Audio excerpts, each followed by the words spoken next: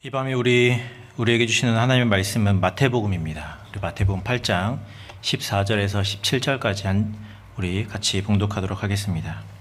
예수께서 베드로의 집에 들어가사 그의 장모가 열병으로 앓아 누운 것을 보시고 그의 손을 만지시니 열병이 떠나가고 여인이 일어나서 예수께 수종들더라.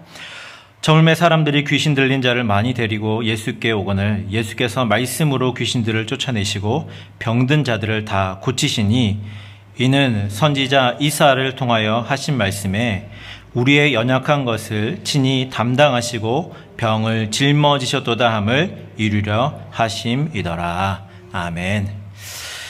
할렐루야. 금요 저녁 예배 잘 나오셨습니다. 제가 생각해 보니까 작년에 제가 2월 달에 금요 선교를 하고 올해 이제 처음 1년 만에 진짜 금요 이 설교를 하는 것 같아서 저도 너무 오래간만에 새벽 설교는 이제 계속 하지만 오래간만에 금요 설교를 인도하려고 하다 보니까 굉장히 또 나름 또 긴장이 좀 되더라고요.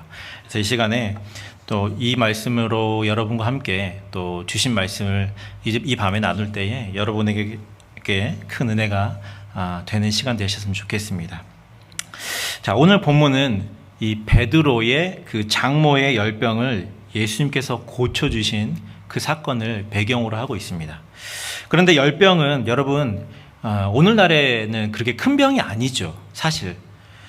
우리 아이들이 이제 열이 나거나 그러면 우리는 타이레놀을 주거나 아니면은 이제 에드빌을 주거나 그래서 약을 먹이면 금방 아이들이 대부분 열이 떨어집니다. 그래서 열이 나는 것이 굉장히 뭔가 호들갑을 떨 만한 그런 큰 일은 아니에요. 그런데 이제 결혼을 하고 이게 첫 아이를 키우는 그런 가정에서는 이 아이가 열이 나고 칭얼대면 겁이 나죠. 그래서 한 번도 경험을 해보지 않았기 때문에 이런 신혼부부, 그러니까 첫 아이를 키우는 부부들은 이 첫 아이가 이제 열이 나고 막 이러면 굉장히 막 호들갑 떨고 막 이머전시를 데려가고 막 그렇게 난리를 피우죠. 그런데 여러분, 첫 아이만 그렇고 둘째, 셋째를 키우면 첫 아이의 경험이 있으니까 이제 간단하게 열이 난다 그러면 그냥 약 먹어라 이렇게 말하고 마는 것이죠. 그러니까 그렇게 호들갑을 떨 만한 일이 아니라는 사실을 경험을 통해서 알게 되는 것입니다. 그래서 둘째, 셋째는 키우기가 수월하다는 것이 바로 이런 것을 이야기한 것이죠. 아무튼 그래서 예수님께서 이 베드로의 그 장모의 열병을 고쳐주신 이야기가 오늘 본문의 이야기입니다. 그러니까 앞에 얘기했지만 우리가 생각하기에 열이 나는 것은 그렇게 큰 병이라고 생각하지 않으니까 지금 이 본문을 그냥 쉽게 지나치기가 쉽다는 것입니다. 열병 대단한 병도 아닌데 이렇게 하면서 예수님께서 그 장모의 열병을 고쳐주신 거 그냥 그렇구나 하고 그냥 쑥 지나가게 되더라는 것이죠. 그런데 여러분, 예수님이 활동하시던 그 당시의 이 열병은 굉장히 무서운 병이었습니다. 왜냐하면 열이라는 것이 그렇게 쉽게 잡히는 것이 아니기 때문에 그래요. 요즘에는 타이레놀이 있고 에드빌이 있으니까 타이레놀, 에드빌 안 되면 또 다른 약들이 있잖아요. 근데 그 약들을 쓰면 어느 정도 열은 잡혀요. 그런데 당시에는 이 고열이 시작되면 머리에 수건을 얹는 거, 찬물을 끼얹는 거 외에는 다른 방법이 없었어요.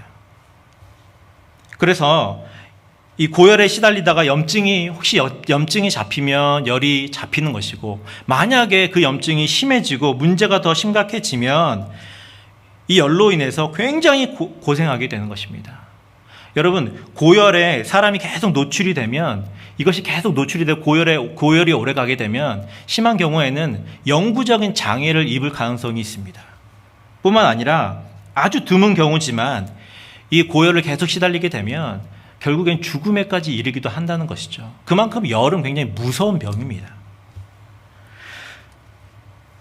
그리고 여러분, 본문과 병행 구절인 이 누가복음 4장 38절에 보면 거기에는 이 베드로의 장모의 열병에 대해서 이렇게 얘기합니다. 그가 중한 열병이었다라고 얘기합니다. 단순히 열이 조금 나는 것이 아니라 중한, 그 사람들이 봤을 때 굉장히 지금 심각한 열이 지금 나고 있다는 것이죠. 다시 말해서 상태가 매우 심각한 지경에 이르렀던 사실을 우리에게 말해줍니다. 그런데 이런 위중한 상태의 베드로의 장모를 예수님께서 그 손을 만지시자 그가 그 모든 열이 내려가고 모든 것이 깨끗하게 치유되었다는 것이죠. 여러분, 예나 지금이나 병을 고치는 능력은 대단한 능력임에는 틀림없습니다. 우리 인간에게는 그런 능력이 없기에 병을 고치는 능력을 가진 사람을 우리는 신적인 존재로 여기는 것이죠. 그래서 사복음서에서 예수님의 수많은 치유의 사건들을 소개하는 이유가 바로 이런 이유입니다. 예수님이 어떤 분이신지를 이 모든 사건들을 통해서 뚜렷하게 증거하고 보여주는 것이죠. 그런데 여러분, 오늘 본문이 다른 치유의 사건들보다 조금 특별한 것은 이 치유 자체가 특별한 것이 아니라 이 마태복음의 저자인 마태가 예수님에 대해서 우리에게 뭔가 특별한 것을 알려주기 원하기 때문에 그렇습니다. 그것이 바로 17절의 말씀입니다. 여러분, 이 17절의 말씀은 이 병행 본문인 다른 마가복음이나 누가복음에서 기록하지 않은 본문이에요. 우리 17절의 말씀을 같이 한번 읽어보겠습니다. 시작. 이는 선지자 이사야를 통하여 하신 말씀에 우리의 연약한 것을 친히 담당하시고 병을 짊어지셨도다 함을 이루려 하심이더라. 여러분, 여기서 우리가 주목할 말씀은 바로 우리의 연약한 것을 친히 담당하시고 그 병을 짊어지셨다라는 말씀입니다. 우리가 이 말씀을 올바로 이해하기 위해서는 이 고대에 그 신에 대한 사람들의 어떤 생각, 신관에 대해서 우리가 좀 살펴보아야 돼요. 자, 고대 사람들은 신은 강한 사람을 좋아한다라고 생각을 했습니다. 신은 강하고 아주 특별한 사람을 선택하고 좋아한다라고 생각했어요. 여러분, 일반적으로 사람은 굉장히 특별하고 뭔가 뛰어나고 강한 사람을 보면 저 사람은 신이 선택한 사람이야 라고 이런 생각을 갖게 됩니다. 일반적인 사람들보다 특별한 사람은 어떤 신의 특별한 선택을 받은 사람이라는 그 생각을 우리가 본능적으로 갖게 된다는 것이죠. 그래서 사람들은 신의 이 마음에 들기 위해서 자신을 강하게 연단하거나 또 일반적인 사람들보다 뛰어난 사람이 되고자 자신을 수련하고 그 분야의 최고가 되기 위해서 애를 쓰는 것입니다. 이것이 바로 고대 사람들의 생각이었어요. 때문에 장애가 있거나 어떤 중한 병이 있거나 이런 연약한 사람들은 신도 돌아보지 않는 저주 아래에 있는 사람으로 보았던 것이죠. 여러분, 심지어 고대 그리스의 그 스파르타라고 하는 이 도시국가 있잖아요. 여기서는 아이가 장애를 안고 태어나면 그 아이를 버리는 일까지도 서슴지 않았습니다. 또한 예수님 당시에 이스라엘 사람들은 장애인이나 어떤 나병과 같은 중한 질병에 걸린 사람들이 그와 같은 장애와 병을 갖게 된 원인을 죄의 그 원인이 있다라고 보았어요. 그래서 요한복음 9장 2절에 보면 이렇게 말씀을 합니다. 제자들이 물어 이르되 랍비여, 이 사람이 맹인으로 난 것이 누구의 죄로 인함이니까? 자기이니까? 그의 부모니까? 라고 이렇게 제자들이 예수님께 지금 물어보는 거예요. 그러니까 당시의 사고방식이 사람이 장애를 안고 태어났는데 이게 누구의 죄 때문입니까? 그 사람의 죄 때문입니까? 아니면 부모의 죄 때문입니까? 아니면 조상의 죄 때문입니까? 라고 이렇게 벌써 이미 생각하고 있다는 것이죠. 그래서 이 장애인과 나병 환자 또는 중한 질병으로 고생하는 사람들을 그들은 하나님께 벌을 받은 사람이기 때문에 그들을 피하고 배척했다는 것입니다. 왜냐하면 그들은 모두 죄인이기 때문에 병을 갖고 있고 장애를 갖고 있다는 사실만으로 그들은 이미 다 죄인이기 때문에 그들을 배척했던 것이죠. 그런데 이 당대에 이러한 시대적인 배경에서 예수님이 그 시대 정신에 정면으로 도전하신 것입니다. 그리고 그들의 병을 고쳐주시고 악한 영에 사로잡힌 이들을 풀어 자유케 하신 것이란 말씀입니다. 하나님에 대해서 자신들의 생각과 기준을 가지고 판단하면서 강한 사람 또는 어떤 분야나 재주가 뛰어난 사람만 하나님께서 사랑하시고 그들을 택하셨다라고 하는 그 생각에 주님이 정면으로 도전하셨다는 것이죠. 사랑하는 여러분, 우리가 살아가는 이 시대의 교회와 우리 성도들이 진정으로 하나님을 올바로 알아가고 있는지 모르겠습니다. 하나님은 성경을 통해서 우리가 무엇에 관심을 두고 무엇을 소중히 여기면 살아가야 되는지에 대해서 말씀하고 계시는데, 여러분, 우리의 시선은, 우리의 몸과 우리의 마음은 도대체 어디로 향하고 있는 것입니까? 저 역시 제 자신에게 늘 이 질문을 해요. 너는 지금 하나님이 원하시는 것을 깨닫고 있는지, 하나님이 마음에 두는 곳에 그 마음이 가 있는지. 주님은 우리가 대단한 어떤 일을 하기를 원하지 않습니다. 막 어마어마한 일들을 하고 많은 사람을 모으고 큰 교회를 세우고 많은 사람을 세우는 그런 것을 하기를 원하지 않으십니다. 여러분, 교회적으로 이번 한 달은 사업장과 또 가정 신방을 진행을 하고 있죠. 또 지난주와 이번 주 내내 성도님들의 그 삶의 현장을 방문하고 그분들과 이야기를 나누면서 저에게는 참 도전이 되는 유익한 시간이었습니다. 이민을 와서 정말 생전 한번 해보지 못한 일들을 시작하고 그것을 익히고 또 배우고 낯선 나라, 낯선 동네에서 자신들을 환영해주지 않는 그 이웃들과 처음에는 오해도 쌓여서 그 오해 때문에 두려워하고 염려하는 시간들도 있었지만 하루하루 그 시간들을 쌓아가다 보니 서로를 이해하고 용납하게 되는 그런 모든 과정들을 겪어오신 여러분 한 분 한 분을 만나면서 바로 이런 모습이 예수님의 모습이라는 생각을 하게 되었습니다. 여러분, 우리는 겉모습이 다르고 문화가 다른 이 땅에서 단순히 생존을 위해서 사람들을 이용하는 것에 그쳐서는 안 된다는 것이죠. 내 비즈니스에 찾아오는 사람들, 내가 고용해서 일을 맡긴 그 사람들을 이용해서 단순히 돈을 버는 것이 목적이 아니라는 것입니다. 오히려 참된 복음의 정신으로 한 사람 한 사람을 사랑으로 대하고 너그러이 용납하고 그들과 어울릴 수 있는 것이 바로 그리스도인다운 삶이라는 것입니다. 아파하는 이들, 고통하는 이들을 무슨 대단한 내가 자선가인 것처럼 그냥 돈이나 주고 마는 것이 아니라 그들의 어깨를 두드려주고 내가 할 수 있는 작은 그 도움을 내밀고 때로 나에게 작은 피해를 입힌 사람에게 정의와 공의를 들이미는 것이 아니라 그들을 용서하고 허물을 감싸주는 것, 이런 작은 행동한 말 속에 성령님의 은혜가 흘러간다는 것이죠. 여러분, 선교는 수천 마일 떨어진 곳에 비행기를 타러 날아가서 복음을 전하는 것만이 선교가 아닙니다.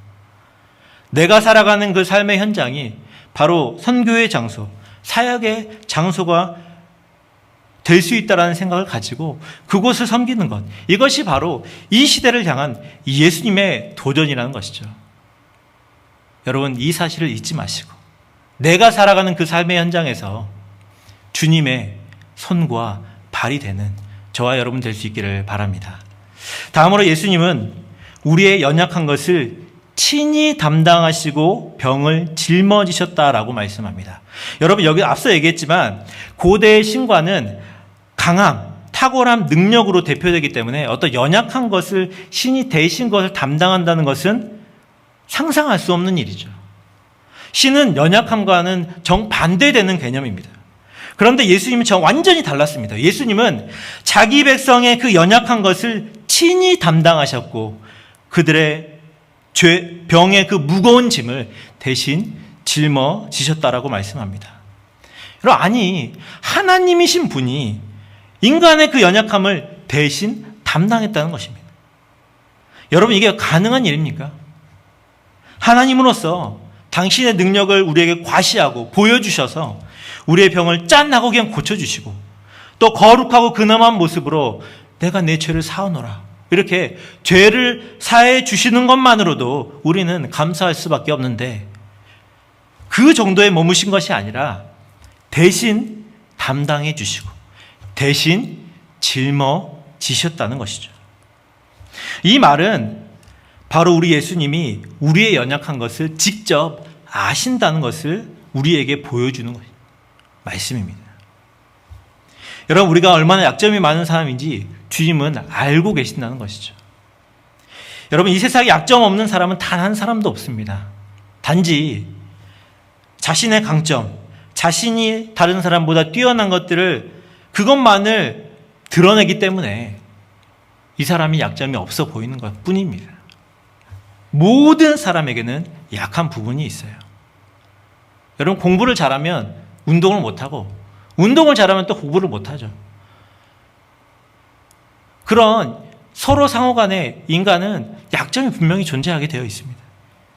그런데 예수님은 우리의 이런 연약한 부분, 우리의 약점을 아시고 그 부분을 대신 담당해 주시고 짊어지신다라고 말씀하고 있는 것입니다. 제가 전도사 시절 처음 이 사역을 맡은 것이 청년부였습니다.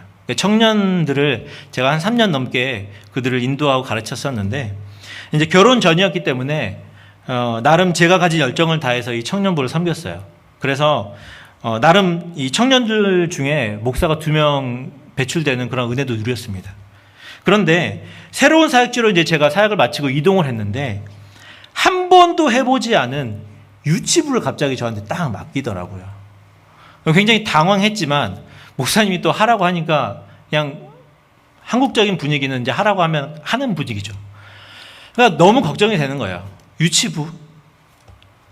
아이들을 제가 그때는 별로 그렇게 좋아하지 않았거든요.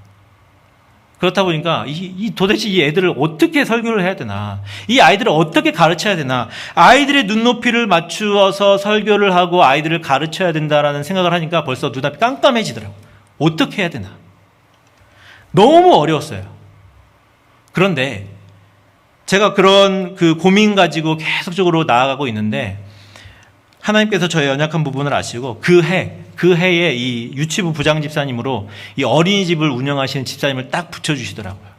그래서 정말 제가 수월하게 이 유치부를 감당했던 기억이 있습니다.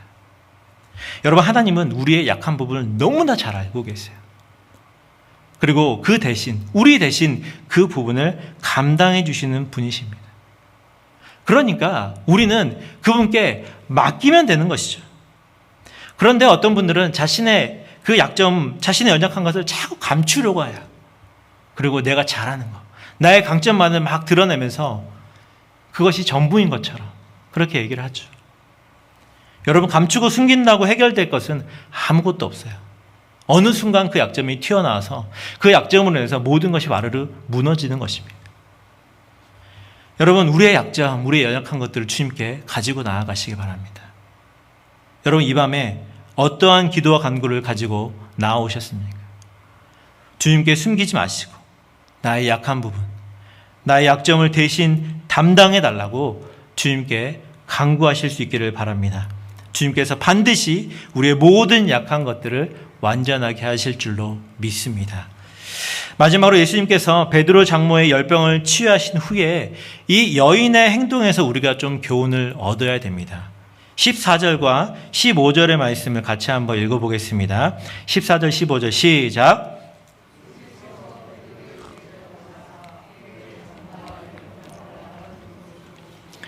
그의 손을 만지시니 열병이 떠나가고 여인이 일어나서 예수께 수종들더라.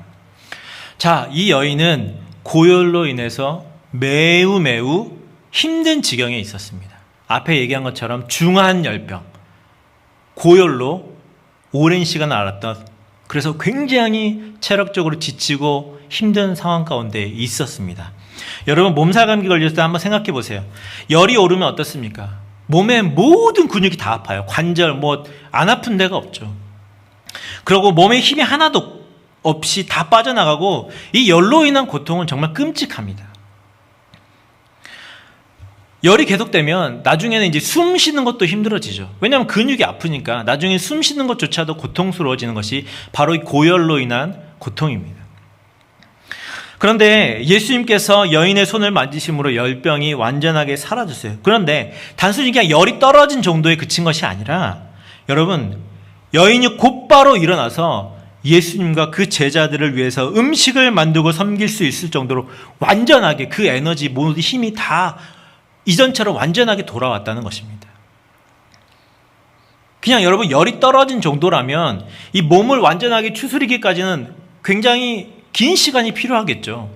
아마도 하루 이틀, 아마 일주일 이상은 몸을 회복해야 돼요. 음식을 먹고 쉬면서 몸을 회복해야 어느 정도 기력이 돌아오죠.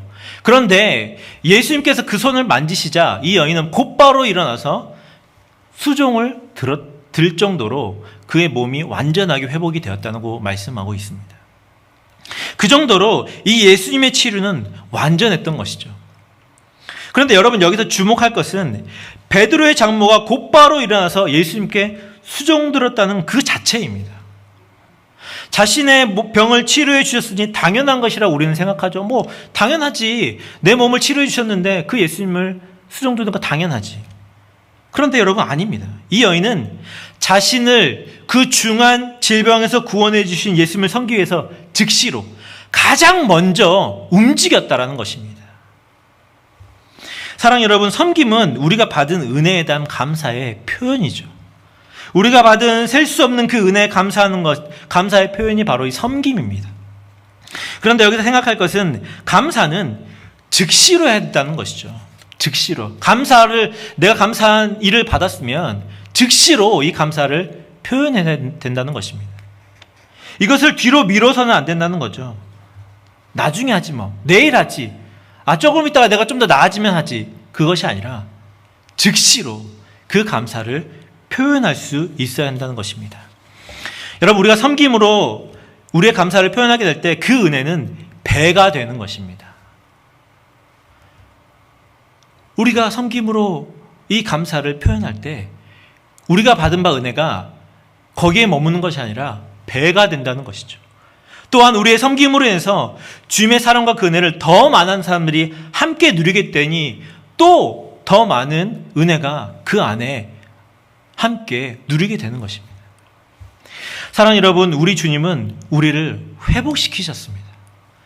사방이 막힌 것 같은 그 절망에서 우리를 건져내셨어요.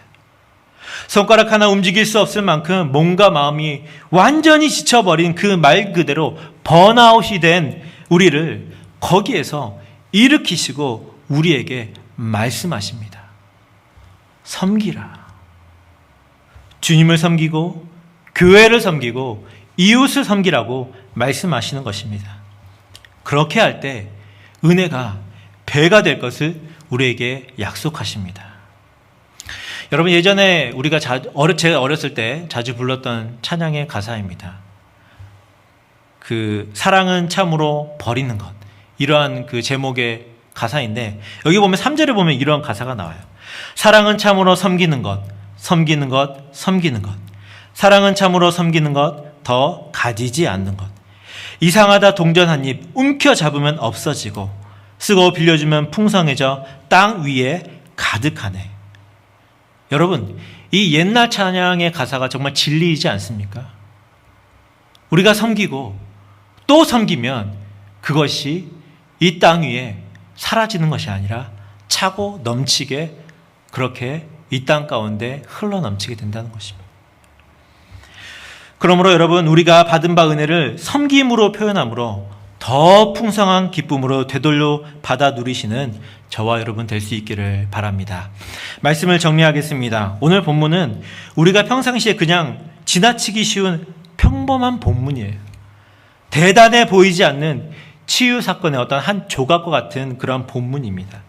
하지만 우리가 이 본문이 가지는 그 특별함을 찾아보고 발견하다 보니 하나님이신 예수님의 그 세세한 사랑, 그 관심, 그 작은 행동을 통해서 거대한 세상에 맞서서 우리를 일으켜 세우시는 주님을 우리가 보게 되는 것입니다. 우리말에 작은 거이라는 말이 있죠. 겉보기에는 작고 초라해 보이지만 그 안에 담고 있는 생각, 계획, 마음이 큰 사람을 우리는 작은 거인이라고 합니다. 사랑하는 여러분, 우리 교회가 이 세상에 작은 거인이면 좋겠습니다. 여러분 한 분 한 분이 작은 거인이면 좋겠습니다. 겉은 낡고 초라해 보일 수 있지만 우리 안에 계신 주님으로 인해서 더 많은 사람들을 품고 더 큰 일을 계획하고 더 위대한 사랑을 실천하는 그런 교회, 그런 성도가 바로 우리이기를, 그래서 우리를 만나는 모든 사람에게 기꺼이 섬김과 사랑으로 주님의 은혜를 나누는 그런 우리 모두가 되시기를 주님의 이름으로 축원합니다. 주님만 내 도움이 되시고 주님만 내 빛이 되시는